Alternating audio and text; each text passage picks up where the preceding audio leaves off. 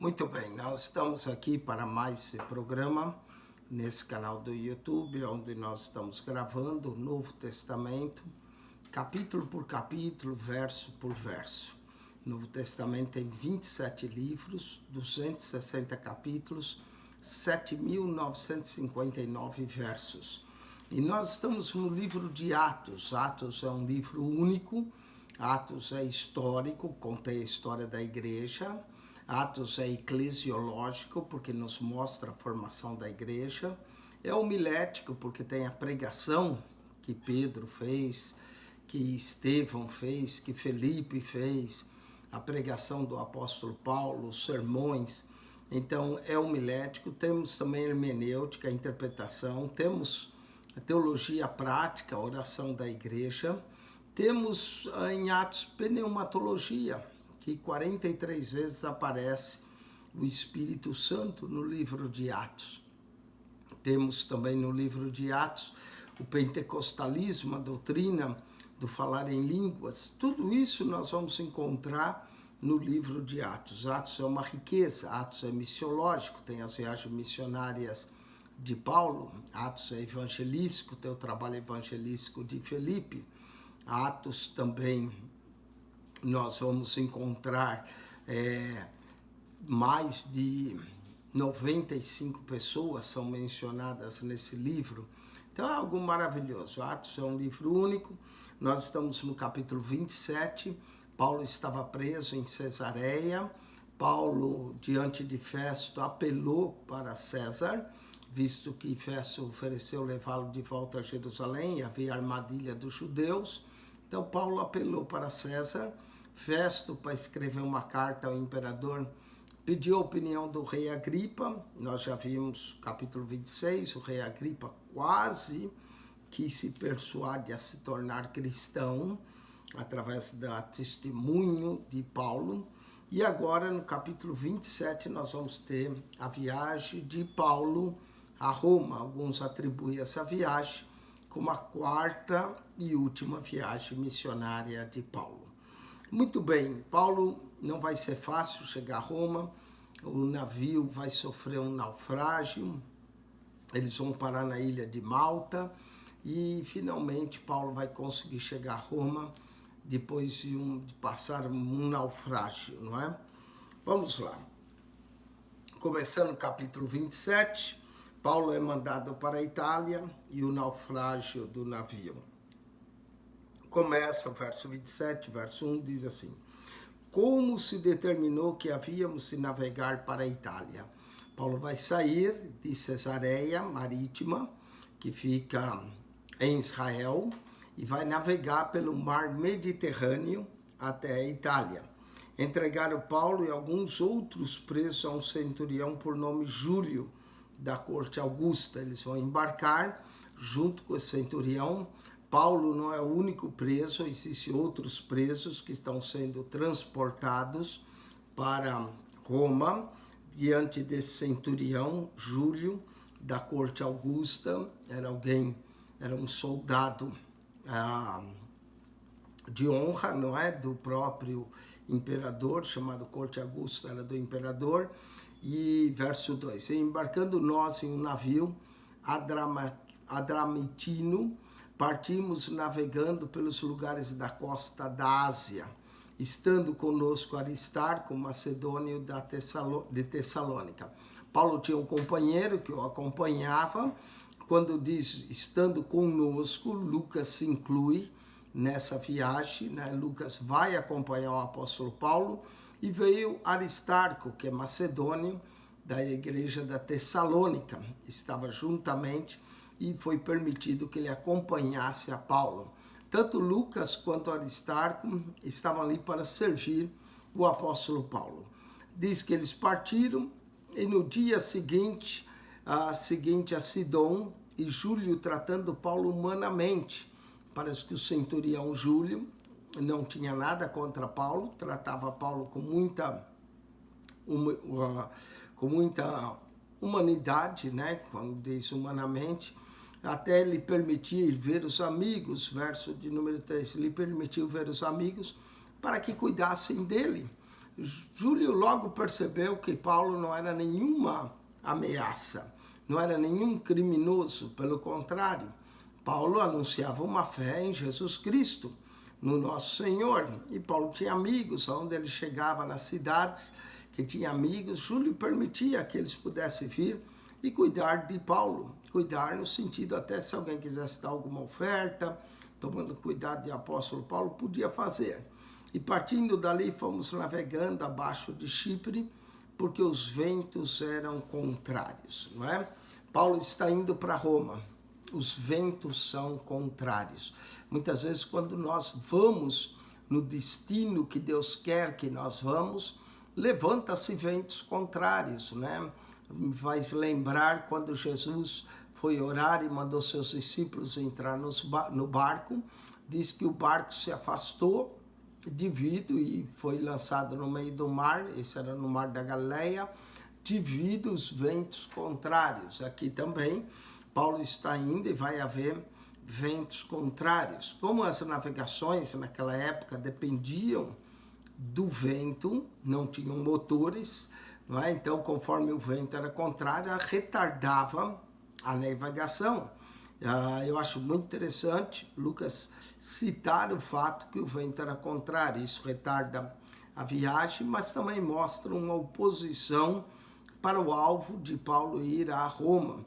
Os judeus já tinham tentado matar a Paulo no capítulo 23, fizeram conspiração. O governador Festo propôs levar Paulo de volta a Jerusalém, tudo para impedir que o apóstolo chegasse em Roma e desse testemunho de Jesus, conforme o próprio Jesus disse: tem ânimo, Paulo, assim como desse testemunho de mim em Jerusalém, importa que dê testemunho em Roma. E agora os ventos são contrários. E atravessando ao mar ao longo da Cilícia, a Cilícia é a região norte, né, eles estão atravessando, e Panfilha, chegamos a Mirra, na Lícia. Todos esses lugares, Panfilha, a Cilícia, Paulo havia passado pregando o Evangelho, e ali havia igrejas já estabelecidas, né, pela região da Galácia ali. E achando ali o centurião um navio de Alexandria, que navegava para a Itália, nos fez embarcar nele. E como por muitos dias navegamos vagarosamente, devido ao vento contrário, havendo chegado apenas de fronte de Cnido, não nos permitindo o vento ir mais adiante, navegamos abaixo de Creta, junto de Salmona. Então, Lucas está dando detalhes, todo o processo de navegação, as cidades por onde eles estão passando, o fato do vento ser contrário, deles descer até abaixo de Creta, coceando, e dificilmente chegamos a um lugar chamado Bons Portos, perto do qual estávamos, a cidade de Laceia. Olha só os detalhes que Lucas dá nessa viagem, detalhes importantes, não é? E era conveniente que eles ficassem ali, porque o inverno também estava chegando, os ventos já eram muito contrários, e passando muito tempo e já sendo perigosa a navegação, pois também o jejum já tinha passado, Paulo os admoestava, não é?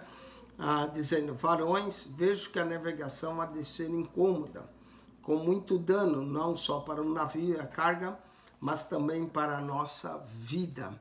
Interessante, o apóstolo aqui percebe muito bem do que ele está falando, porque Paulo navegou várias vezes pelo mar, conhecia bem, sabia o que estava dizendo, tinha experiência para isso, mas, claro, o centurião não vai dar muita atenção ao que o apóstolo está falando. O centurião vai preferir ouvir o piloto do navio, o mestre do navio, do que a Paulo. Paulo está advertindo, e eles até, do risco que eles corriam, não é? Ele diz: vejo que a navegação será perigosa. E Paulo os admoestava, mas eles não queriam ouvir. Verso de número 11, diz: mas o centurião cria mais no piloto e no mestre do que no que dizia Paulo, não é? O centurião podia decidir, mas aí ele preferiu crer no piloto, no mestre do navio, do que ouvir Paulo, afinal de contas, também Paulo era um preso, não é? Ele preferia ouvir, então, o mestre, e a opinião de Paulo aqui não valeu muito, mas Paulo estava sendo direcionado para que eles não fizessem a viagem, que seria algo perigoso. Muitas vezes nós temos que ouvir o homem de Deus, não é? Muita gente que não ouve o homem de Deus acaba ingressando em rotas perigosas que pode até causar dano. No caso aqui não vai haver danos de vida, mas vai haver dano da mercadoria, dano do navio, enfim. E como aquele porto não era cômodo para invernar, os mais deles foram de parecer que se partisse dali para ver se podiam chegar a Fénix, que é um porto de Creta. Então eles falaram, bom, não vamos ficar aqui em bons portos, vamos partir, não é bom invernar aqui. Tudo que eles queriam era tentar chegar num porto ou numa cidade melhor para dali passar o inverno. Não é? Que é um porto de Creta, que olha para a banda do vento da África e do couro e invernar ali. Eles não pretendiam continuar a viagem.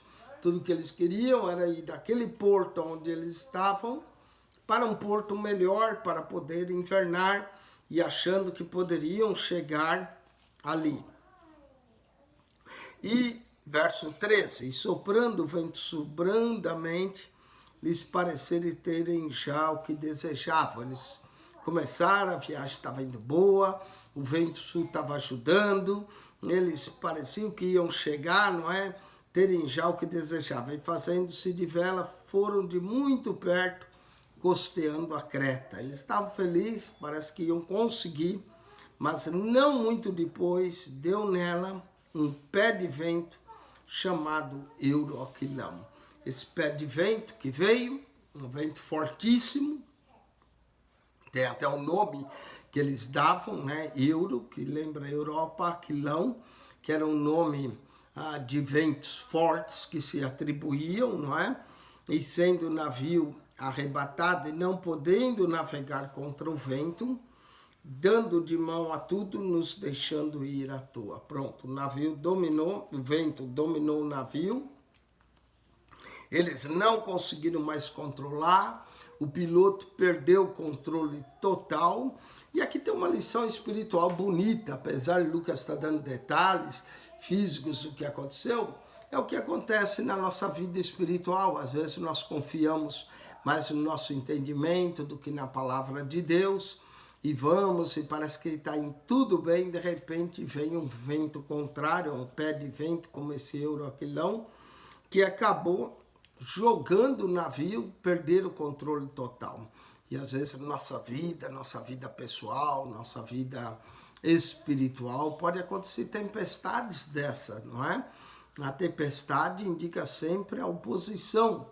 Por isso que Jesus acalmava a tempestade, não é? O navio foi arrebatado, não podiam mais navegar contra o vento, dando de mão, deixaram-se ir à toa, não é? Imagine só, perdidos totalmente no mar. E correndo abaixo de uma pequena ilha chamada Cauda, apenas pudemos ganhar o batel. Chegando perto dessa ilha, eles parece que ganharam o controle de volta, e levando esse para cima, usaram de todos os meios, cingindo o navio, e temendo dar a costa de Sirta, amainados as velas, assim foram à toa. Mas perderam o controle, acharam que tinham recobrado, mas não tinham, né? Verso 18, andando nós agitados por uma veemente tempestade, no dia seguinte, aliviaram o navio. A coisa ficou feia, não é? Eles perderam o controle, o navio ficou à deriva, e aí no dia seguinte, devido à tempestade, eles começaram a jogar a carga fora do navio, para o navio não ficar mais pesado ainda e o risco de naufragarem. O que vai acontecer, mas vai acontecer já perto da costa da ilha de Malta. E ao terceiro dia, nós mesmos, com as próprias mãos, lançando ao mar a armação do navio. Que imagine só que situação. Até os presos começaram a ajudar a lançar do navio tudo que não prestava. Em momento de salvar a vida, acaba se lançando aquilo que já não precisamos mais, né? Na nossa vida a mesma coisa acontece, às vezes temos que lançar coisas fora do nosso navio espiritual para não naufragarmos na fé, não é? Eles foram lançando tudo fora, até a armação do navio começaram a lançar. E não aparecendo, havia muitos dias, nem sol, nem estrela. Imagine só que situação, no meio do mar, eles tinham nuvens, não conseguiam ver sol, nem estrela, e caindo sobre nós uma não pouca tempestade. Ainda era chuva que caía, chuva de inverno. Diz que a coisa ficou tão feia, mas tão feia, que o final do verso 20 diz assim: fugiu-nos toda a esperança de nos salvarmos. Uau, eles chegaram a perder a esperança. Para eles, aquele seria o fim, não é? Dias lançando a carga fora, dias que não via o sol, nem via a lua, a chuva não parava de cair, e eles com fome, com evidente, porque jogaram boa parte da carga fora. Fugiu-nos, diz Lucas, toda a esperança de nos salvarmos. Havendo já muito que se não comia, além de tudo estão em jejum, chuva forte, perdidos no mar, não é? Esperança de salvar-se e foi embora. Fome, havendo já muito que se não comia. Então Paulo se pondo no meio deles. Eu gosto de Paulo. Paulo demonstra que é a qualidade de um verdadeiro líder, que no meio da crise consegue animar os outros, consegue trazer uma palavra de ânimo, e nós vamos ver em Paulo isso, não é? No meio daquele desânimo, todos já tinham, não, nós vamos se perder, parece que nós vamos todos morrer aqui, a fome era grande. Então Paulo, pondo-se em pé no meio deles, disse: fora na verdade razoável, varões, ter me ouvido a mim. Paulo lembra, olha, eu falei, vocês não ouviram, era mais razoável, varões, se vocês tivessem ouvido a mim e não partir de Creta. Nós estávamos bem em Creta, agora estão no meio do mar, não é? Numa tremenda crise agora, e assim evitar esse incômodo e esta perdição. Eles poderiam ter evitado tudo isso se ouvisse a Paulo. Muitas crises em nossa vida podem ser evitadas se a gente busca um conselho sábio, um conselho de um homem de Deus. Podemos evitar crises em nossa vida. Outros se metem na crise e aí precisam de um milagre para sair da crise em que se encontra, não é? Paulo diz, vocês poderiam ter evitado todo esse incômodo e toda essa perdição. Mas vamos ver, Paulo tem uma mensagem. Paulo não está aqui só acusando eles de não ter ouvido, de não ter dado atenção ao seu conselho, à sua admoestação. Mas olha o verso 22. Mas agora vos admoesto que tenhais bom ânimo. O ânimo já tinha se acabado. Paulo agora tenta reanimá-los, diz que vocês tenham bom ânimo. Por que eles deveriam ter bom ânimo? Porque não se perderá a vida de nenhum de vós, mas somente o navio. Uau, como é que o Paulo poderia saber disso? Eles já tinham perdido a esperança de salvação. A armação do navio já tinha ido boa parte para o mar. A coisa estava feia, não se via sol, não se via lua, chovia, havia fome. Que situação difícil. Mas nesse meio dessa crise, no meio desse desespero, no meio que eles perderam a esperança de se salvar, o verdadeiro líder aparece. O apóstolo Paulo se põe de pé, o apóstolo Paulo lembra eles que eles deveriam ter ouvido, não é? E não ter partido de Creta, que eles teriam evitado tudo aquilo. Mas aí ele diz, mas agora vos admoesto que tenhais bom ânimo, porque não se perderá a vida de nenhum de vós, mas somente o navio. Como é que Paulo sabia disso? Verso 23 diz, porque essa mesma noite, olha como é importante o homem que tem comunhão com Deus, o homem que busca Deus, o homem que ora. Paulo vai dizer, porque essa mesma noite o anjo de Deus, de quem eu sou e a quem eu sirvo, esteve comigo. Que Paulo, para ter visão, para ter comunhão com Deus em meio à crise. Em meio àquela crise toda, o apóstolo manteve a sua comunhão. Atos também é angelológico, nós vamos ver anjos aparecendo no livro de Atos, e ele vai dizer aqui, porque essa mesma noite, o anjo de Deus, de quem eu sou e a quem eu sirvo, esteve comigo.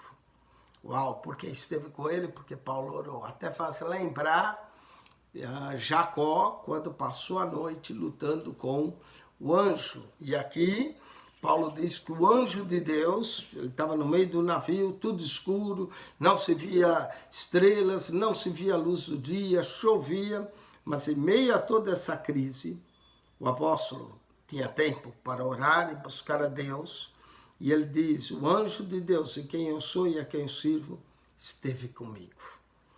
Dizendo, vamos ver o que o anjo disse a Paulo. Paulo está transmitindo agora a mensagem de ânimo, de encorajamento para eles, dizendo, Paulo, não temas. Aquilo que Deus já havia falado, que o próprio Jesus falou a Paulo no capítulo de número 23, verso 11, diz aqui, na noite seguinte, apresentando-se o Senhor, diz, Paulo, tem ânimo, porque como de mim testificaste em Jerusalém, assim importa que testifique também em Roma. Agora, no capítulo de número 27, verso 24, a mesma coisa que nós lemos, capítulo 23, verso 11. Capítulo 23, verso 11, diz que quem apresentou-se a Paulo foi o próprio Senhor. Aqui é o anjo. O anjo vai dizer, Paulo, não temas, importa que sejas apresentado a César. E eis que Deus te deu todos os que navegam contigo. Uau! Porque Deus tinha um propósito na vida de Paulo. Porque Deus tinha um propósito de o levar até Roma. Não só a vida de Paulo ia ser preservada, mas a vida de todos. Como Deus não faz acepção de pessoas, não é? Os demais, Deus poderia permitir que perecesse desde que Paulo se salvasse, não é? Mas não o nosso Deus. O nosso Deus trata justos e injustos da mesma forma. Se ele ia salvar Paulo, ele também ia salvar os demais, não é? Por amor a Paulo, por preservar a vida de Paulo, Deus ia salvar a vida dos demais. Aqui é uma lição importantíssima, não é?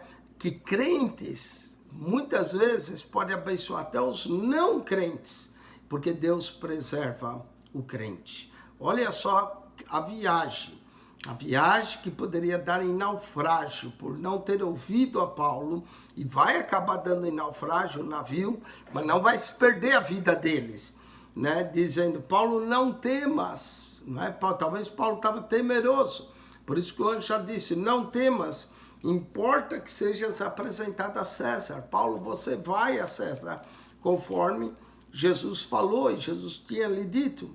E eis que Deus te deu todos os que navegam contigo. Não é? Paulo seria um testemunho verdadeiro para aqueles não crentes. Todos os que navegavam com ele, Deus havia entregue ao apóstolo. Isso é uma bênção. Quando nós somos a diferença aonde estamos, quer no navio, quer no avião, quer num veículo, aonde nós estivermos, que nós possamos ser essa diferença. Paulo era essa diferença, não é? Deus deu a todos, portanto, ó varões, tende bom ânimo. Novamente, ele já tinha dito, olha, vocês tomam ânimo, tenhais bom ânimo. Aqui de novo, portanto, varões, tende bom ânimo, porque creio em Deus, que assim há de acontecer o que me foi dito, né? Paulo não tinha nada, tudo era contrário, não aparecia sol, não aparecia lua, todos com fome, mas ele falou, eu creio, porque Deus fará o que ele disse. Deus vela para cumprir a palavra. Em meio a toda a crise, em meio a todo estado caótico em que ele se encontrava, Deus tinha uma palavra de esperança, uma palavra de salvação. E Paulo dependia da fé dele também. Ele dizia, eu creio que Deus fará o que ele disse que fará, não é? Porque creio em Deus que há de conhecer, assim como me tem dito e foi feito, não é? Verso de número 26, verso 26. É contudo necessário irmos dar numa ilha. Paulo já tinha predito o que ia acontecer, que eles pelo menos iam chegar numa ilha. Quando chegou a 14ª noite, já são 14 noites que eles estão nessa situação, 2 semanas que eles estão nessa situação. Né? Paulo já tinha dito aquilo antes, mas aí passou mais algumas noites, quando chegou a 14ª noite, sendo impelidos de uma e de outra banda do mar Adriático, lá pela meia-noite, suspeitaram os marinheiros que estivessem próximo de alguma terra, ao meio da noite mais intensa, mais escura para eles. Então os marinheiros sentiram que estavam próximo de alguma terra. Lembra que Deus tinha dito por Paulo, vocês vão parar numa ilha, ninguém vai morrer, o navio todavia vai se perder, mas ninguém vai morrer. E lançando prumo, acharam 20 braças. Parece que o navio estava chegando mais perto da costa, não é? Acharam 20 braças. Passando mais um pouco adiante, tornaram a lançar o prumo. O prumo era algo pesado que eles lançavam, mediam o número de braças, né, através de nós que eles punham nas cordas. E aí, eles então lançam o prumo de novo, e agora vão achar 15 braças. Opa, já diminuiu 5 braças, né? Braças era como um côvado, essa medida aqui de um braço, né? Da ponta do dedo aqui, 45 metros. Então, quer dizer, primeiro acharam 20 braças, a profundidade ainda era perto de 10 metros. Agora acham 15, a profundidade diminuiu, 7,5, não é? Acharam 15 braças. E aí eles temeram ir darem algum rochedo, lançaram da polpa 4 âncoras. Eu acho interessante Lucas mencionar 4 âncoras que eles lançaram da polpa, desejando que viesse o dia. 4 âncoras. Vamos falar dessas 4 âncoras. Quais são as 4 âncoras do nosso barco? Bom, vamos lá. Primeira âncora, eu diria a nossa fé, não é? Sem fé é impossível agradar a Deus. Então, às vezes é preciso ter essa âncora, a âncora da nossa fé em Deus, da fé na palavra de Deus, da fé nas promessas de Deus. Eu sei que aqui são âncoras físicas, mas eu gosto de olhar de vez em quando a palavra de Deus nesses detalhes como um ensinamento espiritual para nós, não é? 4 âncoras. A primeira âncora, a âncora da fé. É muito importante termos essa âncora da fé. Segunda âncora, eu vou chamar a âncora da esperança em Deus. Lembra que eles já tinham perdido toda a esperança de se salvar, mas agora vão percebendo que estão se aproximando da terra e nasce-lhes no coração novamente a esperança. Terceira âncora, eu vou chamar do amor. Não é? O amor é uma âncora. Diz que o amor cobre uma multidão de pecados. Paulo estava ali, mas tinha amor por aquelas pessoas, queria não só salvar a si, mas queria salvá-los. Já tinha declarado que Deus já tinha entregue, por amor a ele, Deus tinha entregado todos eles. Então, a âncora do amor é uma verdadeira âncora na nossa vida. E a quarta âncora eu vou chamar a âncora da perseverança. É importante nós perseverarmos, não é? A vitória, eu já disse isso, até um segredo. O segredo da vitória, quer saber? É segredo. É nunca desistir. Persevere, continua, vá adiante. Não deu certo? Levanta-se de novo e continua, não é? A âncora da perseverança. Paulo queria chegar a Roma. E não era um naufrágio que ia impedir ele de chegar. 14 dias, uma situação difícil. Então, 4 âncoras. A âncora da fé, a âncora da esperança, a âncora do amor e a âncora da perseverança. Se nós tivermos essas 4 âncoras na nossa vida espiritual, nós chegamos lá, não é? Olha só, mas eles lançaram da polpa 4 âncoras, desejando que viesse o dia. Era noite, desejava que viesse o dia, Pode o choro durar uma noite, mas a alegria vem pela manhã, não é? Vai chegar o dia, vai chegar a tua aurora. Se você está passando momento escuro da sua vida, tempestades, o seu barco espiritual, sua vida espiritual está agitada, lance essas 4 âncoras. A âncora da fé, a âncora da esperança, a âncora do amor e a âncora da perseverança. Não é? E esperar que chegue o dia, vai chegar o dia, vai chegar, desejando que viesse o dia, procurando, porém, os marinheiros fugir do navio. Também os marinheiros, quando perceberam que estavam perto, eles já procuravam fugir do navio. Tendo já deitado o batel ao mar, como querendo lançar as âncoras pela proa, disse Paulo ao centurião. Os marinheiros já queriam desaparecer do navio, não é? E aí Paulo é que vai advertir ao centurião e aos soldados. Diz Paulo ao centurião aos soldados: se esses não ficarem no navio, não poderei salvar-vos. Era importante, os marinheiros, eles tinham experiência. E Paulo já avisou o centurião e avisou os soldados: olha, se eles pular fora, aí já não há mais esperança. É importante que eles fiquem. Não é? Mesmo Deus fazendo milagres, sempre existe a parte humana que nós precisamos, não é? Então, no caso, Paulo avisou: olha, se esses marinheiros caírem fora, aí sim não poderei salvar-vos. Talvez alguns não sabiam nadar, talvez alguns iam precisar da ajuda dos marinheiros, ou quem sabe o conhecimento que os marinheiros tinham para ajudar e que eles se pegassem em pedaços para poder chegar lá, não é? Disse então Paulo ao centurião. Dessa vez agora o centurião está muito mais propenso a ouvir Paulo, não é? Se esse não ficar no navio, não poderei salvar. Então os soldados cortaram os cabos do batel e o deixaram cair.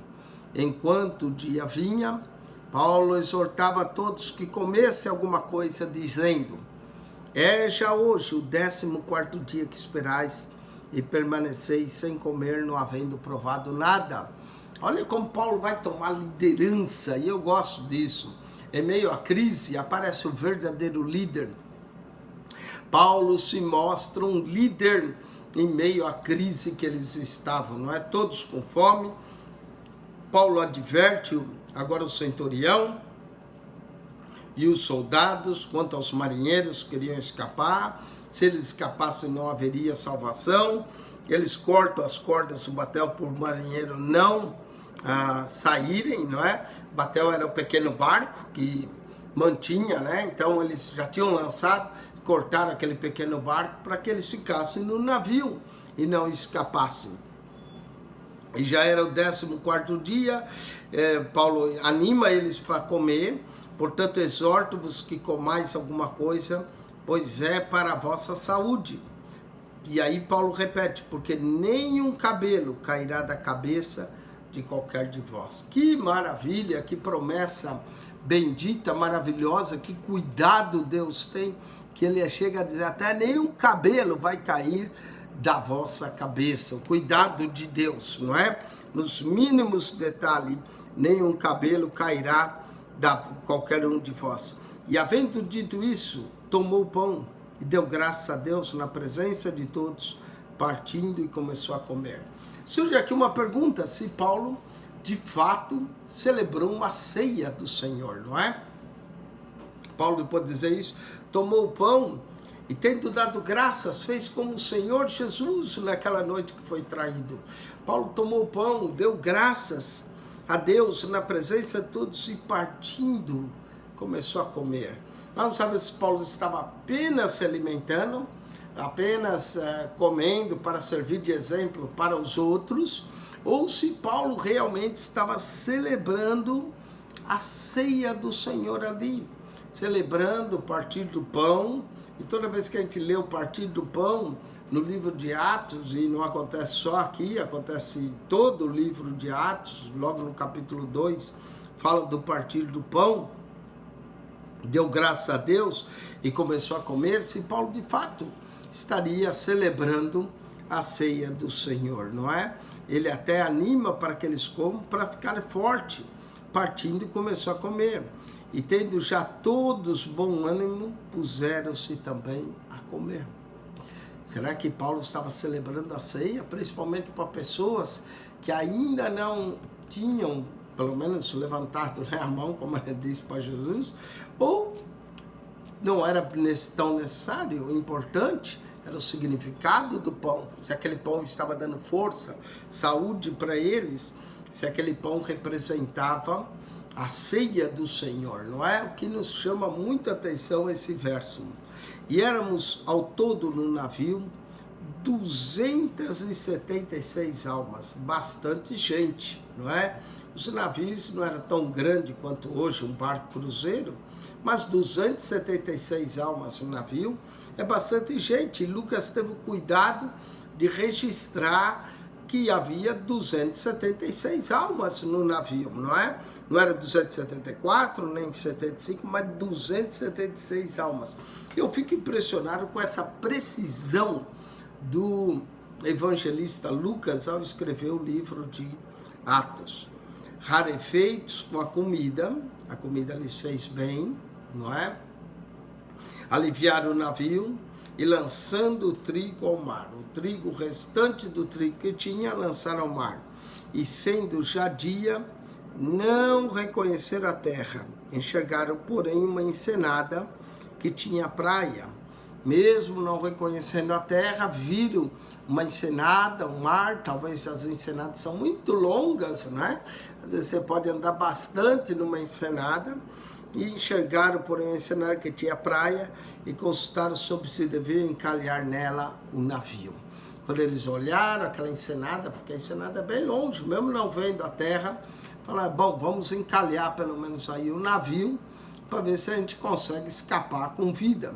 E levantaram as âncoras, não é? Tiraram aquelas 4 âncoras para que o navio pudesse navegar de novo, deixaram-no ir ao mar, largando também as amarras do leme e alçando a vela maior ao vento, dirigiram-se para a praia. Como é bom nós chegarmos na praia da nossa vitória, não é? Na praia do nosso objetivo. Eles lançaram a vela, recolheram as âncoras, deixaram o navio para a praia, dando, porém, no lugar de 2 mares, encalharam ali no navio. Olha, encontro 2 mares, onde eles vão acabar encalhando o navio, e fixa a proa, ficou imóvel, mas a popa abrindo-se com a força das ondas, o navio já estava bem arrebentado, bem sofrido devido à navegação, então abriu-se a popa com a força das ondas. Então a ideia dos soldados foi que matasse os presos, que ninguém fugisse escapando do nada.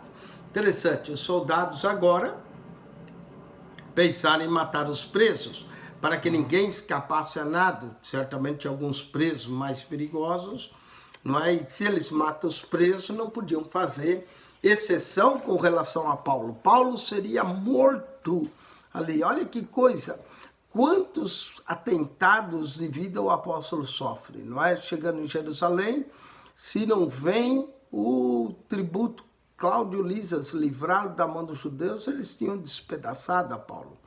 Depois, quando Paulo aparece perante o Sinédrio, esses homens conspiram contra a vida dele. Depois ele vai para Cesareia, né? Festo oferece levá-lo de volta a Jerusalém. Outra chance de matarem a Paulo é quando ele apela para César. Agora ele inicia uma viagem difícil, eles deveriam ter ficado em Creta, invernado ali, mas não, seguiram viagem, devido o centurião ouvir, não é? E aí, quando passa a madrugada que estão chegando perto, os marinheiros pensam em fugir, Paulo avisa que não fuja, senão ninguém podia salvar. E agora, quando o navio encalha, quando o navio está parado ali e abriu-se a proa, vêm os soldados e querem matar os presos. Quanta tentativa de vida que Paulo vai sofrer, não é? Agora os presos, para que ninguém escapasse a nada, querem matar. Mas olha que coisa bonita, mas o centurião, querendo salvar a Paulo. Ele não vai permitir isso. E diz claramente que o centurião queria salvar a Paulo. Lhes estorvou esse intento e mandou que os pudesse nadar, se lançasse primeiro ao mar e se salvasse em terra. Os soldados ficaram com medo porque os presos iam escapar, mas o centurião, quando ele percebeu o intento do soldado, que era matar os presos, isso iria incluir a Paulo, o centurião diz querendo salvar a Paulo. Interessante esse centurião, não é? Ele acabou aqui preservando a vida do apóstolo Paulo. Esse centurião tratava Paulo humanamente, centurião Júlio. Esse centurião certamente viu que Paulo era um homem de Deus, percebeu até que os conselhos e admoestações de Paulo, ele mesmo deveria ter ouvido. Paulo havia dito que os marinheiros iam se escapassem, ninguém podia salvar. Ele então escutou a Paulo. E agora os soldados querem matar os presos e o centurião irá preservar o apóstolo Paulo, querendo salvar a Paulo, estorvou esse intento e mandou que os que pudessem nadar se lançassem primeiro ao mar e se salvassem em terra. A terra não estava muito longe, apesar de eles não terem avistado antes, ele vai mandar que eles se lancem. E os demais, uns em tábua e outros com as coisas do navio. E assim aconteceu até que todos chegaram à terra a salvo. 276 almas que foram contadas, graças a Deus não se perdeu nenhuma, como Deus havia dito a Paulo. Alguns sabiam nadar, se lançaram ao mar, foram a nado, não estavam muito longe da terra, e os que não conseguiam nadar, juntaram-se então pedaços de madeira para que pudesse ir. Porque Paulo havia dito que se os marinheiros escapassem do navio, ninguém podia se salvar. Porque os marinheiros sabiam como encalhar o navio na enseada que apareceu lá naquela enseada do mar que apareceu, eles sabiam encalhar o navio. Mas se os marinheiros tivessem fugido no ano anterior, eles não saberiam como encalhar o navio e não poderia ninguém salvar. Mas os marinheiros tiveram conhecimento de como poder encalhar o navio e assim salvar a todos que lá estavam, não é?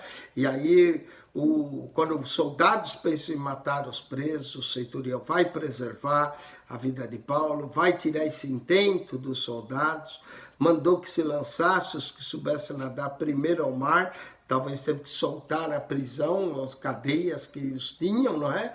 Para que eles pudessem ter os braços livres para nadar, e os demais se juntaram em tábuas e coisas do navio, e aconteceu que todos chegaram à terra salvos, cumprindo-se a promessa que Jesus tinha feito. E o anjo do Senhor a Paulo dizendo, não temas, você vai testemunhar em Roma, todos que estão com o navio, Deus te entregou. E nós vemos aqui algo maravilhoso, uma ação miraculosa de Deus em meio à luta, em meio à tempestade. E Deus age de forma não assim sozinho, mas com a ajuda do próprio ser humano e com as orientações e admoestações que o apóstolo traz, se mostrando líder nessa situação de crise. Com isso, nós terminamos o capítulo 27, eles vão, o capítulo 28 é quando eles chegam à ilha de Malta, nós vamos ver mais o que vai acontecer nessa ilha de Malta, e aí depois eles vão navegar até Roma, vão chegar a Roma. Com isso, nós estamos concluindo o capítulo 27. Assista o nosso programa do capítulo 28, que será a conclusão do livro de Atos, né? Conclui o livro de Atos. Na verdade, eu vou mostrar que o livro de Atos não termina, como os demais livros do Novo Testamento, mas isso é um assunto para o próximo e último capítulo de Atos. Espero que você tenha gostado dessa aventura no livro de Atos. Nós temos procurado explicar o melhor que podemos para você, mas assim você também desperta a curiosidade para pesquisar mais e estudar mais a palavra de Deus. Deus vos abençoe ricamente em Cristo Jesus. Quem esteve convosco para mais esse programa, pastor Eugênio Piacentini. Que a graça de nosso Senhor Jesus seja com todos, o amor de Deus, o nosso Pai, e a rica e doce consolação do Espírito Santo. Amém. Deus vos abençoe.